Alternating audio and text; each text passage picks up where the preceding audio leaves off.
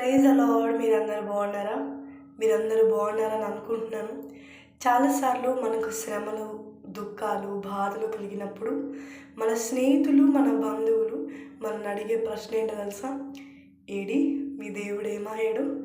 ఎంతో గొప్ప దేవుడు అని చెప్తావు కదా, ఎన్నో కార్యాలు తలపెడతావు కదా, ఎంతో విశ్వాసం చూపిస్తావు కదా, ఎన్నోసార్లు ఎన్నో కార్యాలు ఆయన కొరకు చేసావు కదా, నా దేవుడు ఎంతో గొప్పవాడని ప్రకటిస్తూ ఉంటావు కదా, మరి ఏడి నీ దేవుడు హెచ్చించడే, నీ కష్టంలో నుండి నిన్ను విడిపించడే, నీ అప్పుల సమస్య నుంచి నీకు విడుదల రాదే, నీ దేవుడు అంత గొప్పవాడు కదా అని మనల్ని నిందిస్తారు కదా, అవమానపరుస్తారు కదా, మనల్ని గేలి చేస్తారు కదా. అవును, ఇలాంటి పరిస్థితి దావీదుకు కూడా వచ్చింది.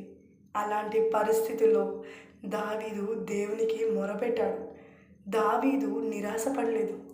దావీదు దేవుని పైన ఆధారపడ్డాడు. ఆయన బలిష్టమైన చేతుల కింద దీన మనస్కుడై ఉన్నాడు.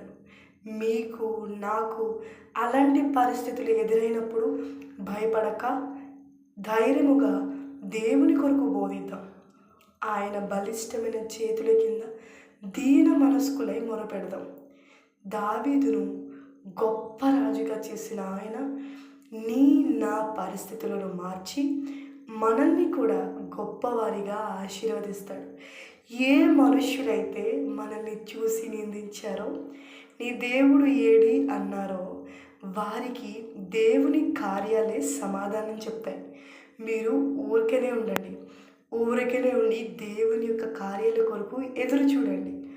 వారికి ఏ సమాధానం చెప్పొద్దు, దేవుని కార్యాలే వారికి సమాధానం ఇస్తాయి.